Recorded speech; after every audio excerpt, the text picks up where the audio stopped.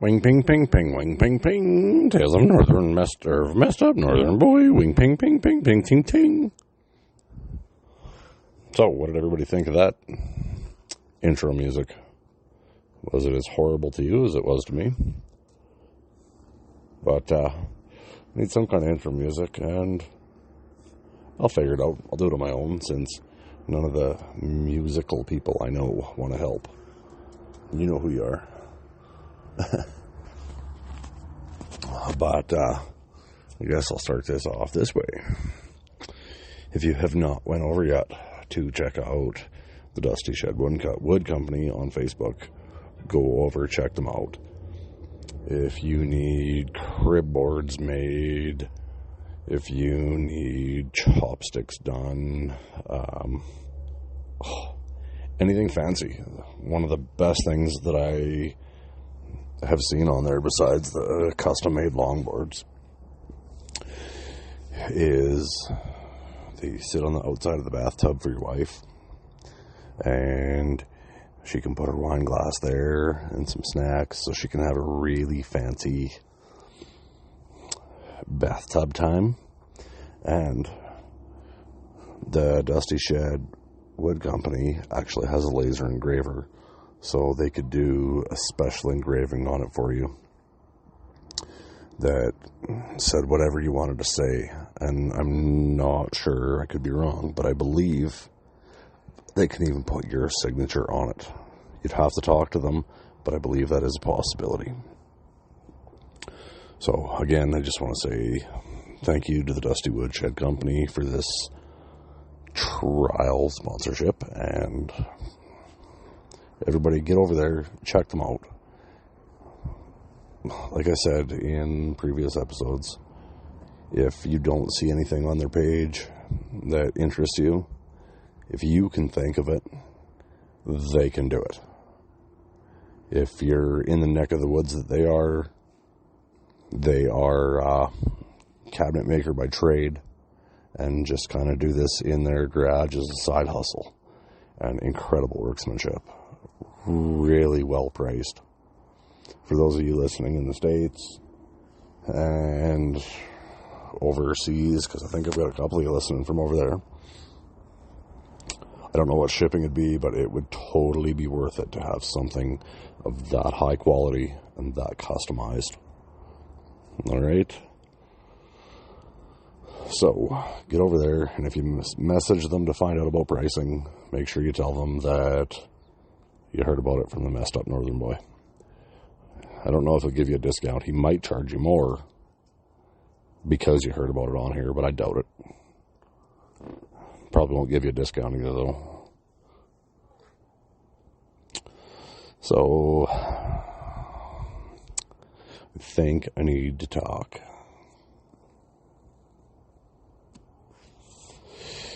a little bit about my mommy tonight. I am a fucking mama's boy.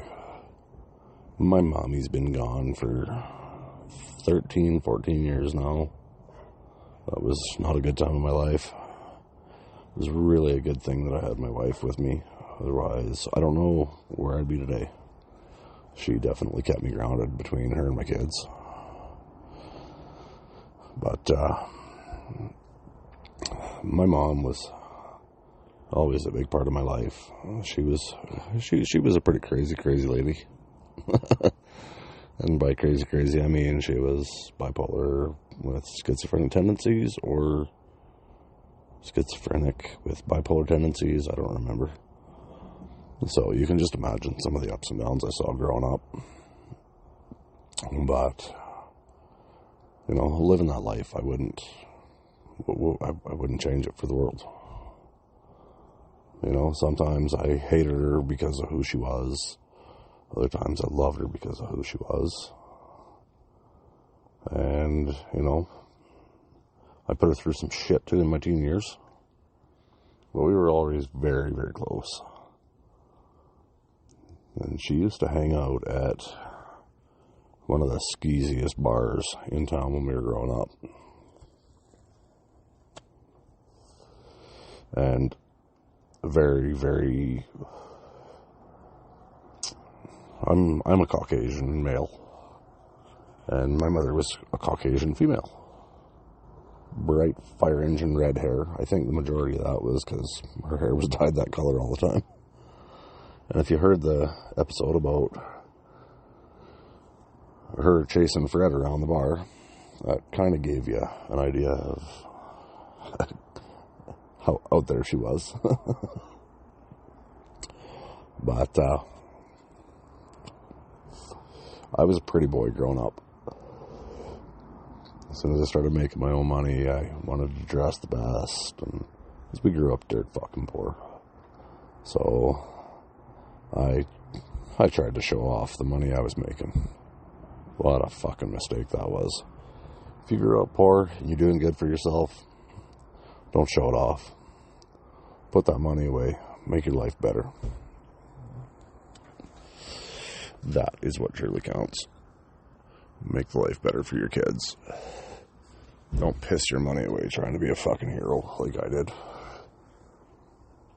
But anyways, I used to go down. My mom and her best friend were down in this bar most of the time on Saturdays for jam session. Me and the boys, we'd go down once in a while and have a couple of drinks with them. And I dreaded it every time, but I loved it. There was this big, old native lady. Such a sweetheart. Her name was Alberta. And the first time I walked in there, she leaned over and said to my mom, "Oh, he's such a good-looking boy.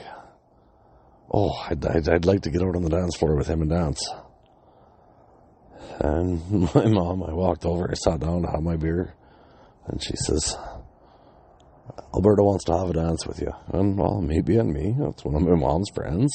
Like, fuck, why not? So I get up on the dance floor and I start dancing with old Alberta. Well, she started getting a little fucking handsy. And looking around, looking at my mom, and I'm giving her that, "What the fuck do I do?" look. And she just starts laughing. So, whatever, just fucking roll with it. Let Alberta get handsy, let her grab my bum, let her feel my chest. Where I drew the line was when she tried to reach down my pants to grab my cock. That was enough of that. And that was, fuck you, Alberta. I'm leaving you on the dance floor. I'm going back to sit with my mom. And my mom, she let me do all kinds of crazy shit. This one time, I was about 16, and me and my buddies, we went and robbed a house, pulled a B&E on it. Performed perfectly, this B&E. And we all thought, well, no way anybody's going to catch us. This was before the year 2000. And cameras weren't a big thing. So we pull this B&E off. We got all kinds of liquor, pretty good pile of cash. It was pretty much all we took. We didn't take anything personal or anything like that. And then we went out and we partied hard for the weekend with our taking. And then about a week later, I'm standing in the kitchen doing the dishes. Phone rang, so I reached over, grabbed the phone off the wall, answered it, and it was a familiar voice on the other end of the phone. I'll put it that way. One of the old bikers I grew up with. And all he said was, "Let me talk to your mom." And right away I was like, oh fuck, what's going on? My mom gets off the phone with him, and I'm still standing there in the kitchen doing the dishes. And she just looks at me and goes, "You stupid little ass," and fucking open hand slapped me. Put me on my fucking ass. Got on top of me and slapped the shit out of me. I didn't know what the fuck was going on. Then, when she finally figured I had enough, she looks at me and goes, "You know, I just saved your fucking life, you stupid little cunt." I was like, "What?" She said, that fucking house you guys robbed? That was his place. And right away my heart sunk. I was like, fuck me, thank God my mother is who my mother is. The beating I took for my mother that day was nothing. It should have been 100 times what it was. If he would have caught me in a dark alley, if he wouldn't have known who my mother was, if he wouldn't have had the respect for my mom that he did, I don't know if I'd be sitting here telling this story right now. So, my mom was a crazy, crazy old lady. And another time, she was dating a guy from about 3 hours away from where we lived. He was out in BC. And he come out, and she says to me, you got to meet him. I said, okay. You better show up with a 2-4 beer. Only way I'm willing to waste my time talking to him. Well, he showed up with a 2-4. It was fucking Pilsner. I looked at that, I'm like, who the fuck shows up with Pilsner? But I took it. And I drank it. Me and him got pretty close. He was a pretty good guy. He was a water hauler. They met when my mom was working out in camp. And one time he come into town and he says, your mom says there's a nice river just east of town. I said, yeah, there is. He said, well, she wants to go down and swim and stuff, but I want you to come. Well, I looked right at him and I said, you know how this works. You want anything out of me? 2-4 beer. He says, yeah, I know, it's already in the truck. So I jumped in the truck and made a couple of calls to my buddies before we left. Nobody could make it. So it was just me and my mom. And I think his name was Terry. Yeah, I can safely tell you guys his name was Terry. And we get down to the river. And we're sitting there and I crack a beer. And he's like, what, you're not going to swim? I was like, no, I don't fucking swim. There was a bunch of little kids. And when I say little kids, I mean young teens swimming back and forth across the river, racing each other. And he says, well, I bet you could beat them. I said, no, I can't beat those kids. They're too young. Then he kept hounding me about it. And I was 5 or 6 beers in, and he's like, I bet you could beat them now. And I was like, okay, Terry. I'll race them if you get in there and race them. And he says, well, that's not fair because I'm old. I said, well, you're only as old as you feel. And you're 3/4 snapped, so you can't feel that old. And he's like, well, yeah, that sounds about right then. But we have to toss a couple beers across the river. The river wasn't very wide. He said, we got to pound one before we get into the water. Then we got to pound one on the other side. Then pound one when we get back. I'm like, fuck yeah, Terry. Now you're talking. So we pound our beer. Like I shotgun mine. And I dive in and swim across. Look, and I don't see him. Well, I shotgun the next one. Jump back in the water. Swim back across. Fucking Terry's down there laughing at me. Hey, dummy. You forgot a beer over there. I was like, no, I didn't. That's your beer. He says, no, I'm not as dumb as you think I am. That's your beer. Shotgun, swim, shotgun, swim back. All right. Fuck you, cunt. I showed dominance. He had to show a little bit back. But that same guy, it was a couple years later, I think. Halloween come along. Me and a couple of the boys were getting ready to go out for Halloween, and Mom decided she wanted to go out, but she didn't have a fucking costume. And Terry's like, oh, well, we'll figure something out. We'll meet you guys at the bar. Gotta tell you guys this now. My mom was a bit of a freak. Always knew she was. Didn't know how bad it was. But it was a bar I worked at. And I actually had the night off. And I dressed up like a fairy.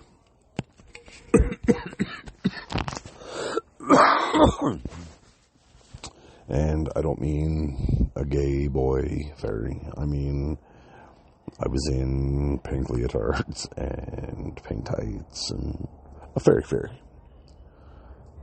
And a pink wig. And I had a goatee at the time. And I remember walking into the bar and walking straight for the fucking bar to get a drink. And somebody whistled at me. I was like, oh, that couldn't have been for me. So I go get my drink. The whistling still continues. I turn around after I get my drink and I start walking back over towards my table. And one of my buddies fucking screams, "Oh my God, that is so gross, but your ass is so nice." So whatever, that goes on, and the jokes are going all night because of that. About an hour and a half, about an hour and a half, 2 hours later, Mom and Terry show up. My fucking mom shows up in no word of a lie. A bustier that was straight lingerie, some short shorts, packing a cat o' nine tails whip, and something else. And you gotta understand, my mom was not a small lady. I'll actually post a picture of my mom as the from this night as the cover photo for this one. She wasn't a small lady. Beautiful lady, but she wasn't a small lady.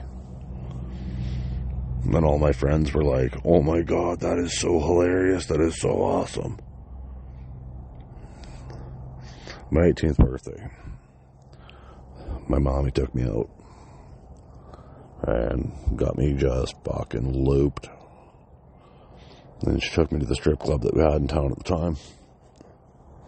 And I don't remember what the name of it was, but it was scummy.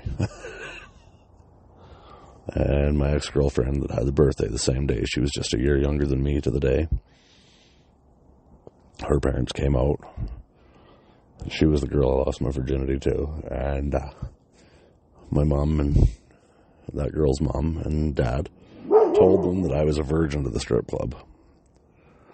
So, hey, shush. Sorry, my dog's going crazy. Come here. Tell them I'm a virgin to the strip club. Well, I'm so liquored up. All I hear is Dave is a virgin. Not thinking that her mom and dad are there and my mom's there. And I start yelling at them, "I'm not a fucking virgin." Got a little awkward. But then, a little while later, the stripper grabs me. And she says, "Come up here for a shot. I'm going to buy you a shot because it's your 18th birthday." Well, my mom had I had a big fucking condom hat on my head. And you could roll it down over top of your face. Well, this stripper, she said something to me. And apparently I didn't like it, and I wasn't very polite to her. Big fucking surprise for anybody that knows me. I was kind of a dick. Still am. And, so, instead of her punching me or something like that, she grabbed hold of this fucking condom hat, pulled it down over top of my face, and pulled my head into her tits and tried to fucking smother me that way. It was fucking weird. And then later on that night, we were sitting outside another bar, and I wanted to sit on this railing, and Mom says to me, "Don't do it, you're going to fall." Fuck you, Mom, I'll be fine. Oh, sure shit. Like a minute and a half, 2 minutes later, I fucking fall, and I sliced my hand wide open. I still have the scar. My 18th birthday, I spent a lot of time in the fucking emergency room at the hospital. And it was a doctor. You'll hear about that doctor again because he stitched me up another time. But yeah, my mom, she was, as much as she pissed me off, as much as we didn't get along, she was a very, very important part in my life. I remember one night I was out with, I think I might have been out with Cody Funk that night. And when I was living with Mom, she'd tuck some of my money away for me so I didn't blow it all when I went out to the bar. And, Cooner, that's enough. That's my dog. His name's Coon.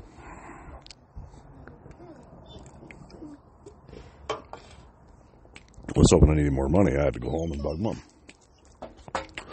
One night I was tripping balls on mushrooms. Went home, and you've all seen the TV show, that 70s show. I'm sure of it. And in the one episode, Eric is talking to his mom and dad, and the walls doing funny things behind them. Well, we had this weird-ass wood paneling that wasn't wood, it was wood paneling, but it had crazy patterns on it, like flower patterns and shit. And it was the same thing. It was moving around, and I'm having a hard time trying to keep my head right. So I'm telling Mom I need more money because she's got it hidden and doesn't want me blowing all my cash because I told her not to let me. Well, she goes and gives me some money, and then we fucked off again. And the next morning I was like, do you even remember me being there? She's like, do you even remember coming to the house? I was like, well, kind of, Mom, but I was a little high. She's like, what? I said, yeah, I was a little high on mushrooms. She just started pissing herself laughing and goes, oh my fuck, that's why you seemed a little funny. But I didn't think anything of it because me and Terry were doing mushrooms too. Yeah, she was something special. I lost her way too young. Way, way too young. My kids didn't really get to know her. But me and her, we had, like I said, we had our issues. But we had all that shit straightened out before she passed away. You'll hear some more stories about my mom. She was, like I said, she was something else. Beat the shit out of me for doing something wrong, and then fucking love on me the next minute, and had me dancing with her old friends and laugh because they're trying to grab on my cock and shit, like whatever. Good times. Good times. And I think on that note, I'm gonna say, don't walk a mile in my shoes, because that won't impress me. Live 30 seconds in my head, and you'll understand why I'm a messed up northern boy, and these are my tales.